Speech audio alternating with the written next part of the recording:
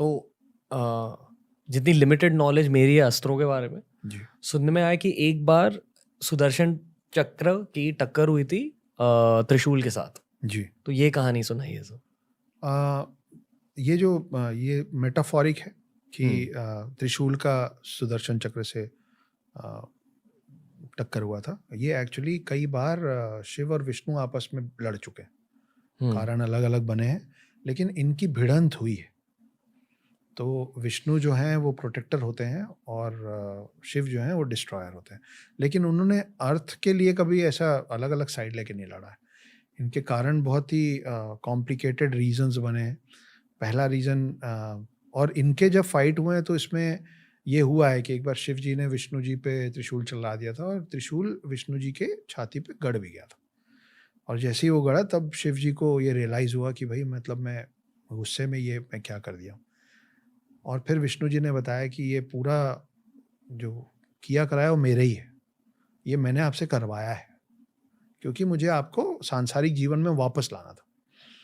तो त्रिशूल, सुदर्शन चक्र, देखिए सुदर्शन चक्र 2-3 ऐसे अस्त्र हैं जिसका कोई तोड़ नहीं है। जैसे अभी हम काउंटर की बात कर रहे थे ना, इसका काउंटर हुआ है, उसका काउंटर। 3-4 ऐसे 3 अस्त्र मेनली ऐसे हैं जिसका कोई काउंटर नहीं है। एक है त्रिशूल। जब त्रिशूल चलता है तो त्रिशूल को रोकने वाला कोई नहीं है।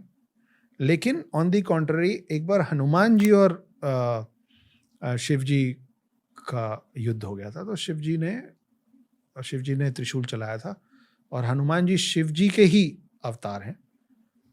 तो वो विष्णु के राम अवतार के भक्त थे, लेकिन वो हैं शिव अवतार हनुमान जी।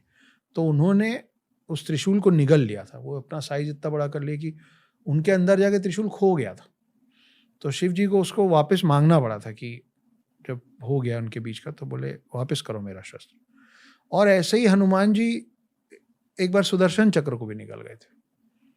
तो ये भी है on the parallel to that. लेकिन कुल मिला के ये 2 शस्त्र, एक सुदर्शन चक्र, दूसरा त्रिशूल और तीसरा नारायणास्त्र।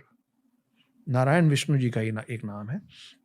तो ज़्यादातर जो अस्त्र है ना रणवीर, उसका हमारे ग्रंथों में उसके काट बताए हुए हैं, जैसा कि हम अभी बात भी कर रहे थे। एक सूर्यास्त होता है। सूर्यास्त वो सनसेट वाला नहीं, सूर्य अस्त्र है, सूर्यास्त्र बोलते हैं। वो इतनी ज़्यादा लाइट कर देता है और वो सब कुछ सुखा देता है। तो उसका भी काउंटर है।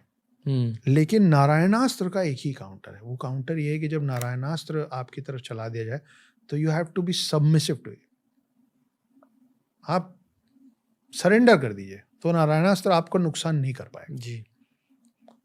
तो वैसी त्रिशूल और इसमें जो फाइट की बात होती है वो एक्चुअली इन अस्त्रों से ज़्यादा विष्णु और शिव जी का फाइट हुआ है, जिसमें एक बार विष्णु जी भूल गए थे कि वो कौन है, तो उनको याद दिलाने के लिए जब शिव पहुंचे तो शिव और विष्णु में फाइट हुई थी। तो भी सुदर्शन चक्र और त्रिशूल आमने सामने आए थे। और तब दुनिया को समझ, मतलब सारे बाकी जितने डेमीगॉड्स हैं, इंद्र और सारे ही भगवानों को समझ नहीं, मतलब ब्रह्मदेव भी डर गए थे, सब डर गए थे।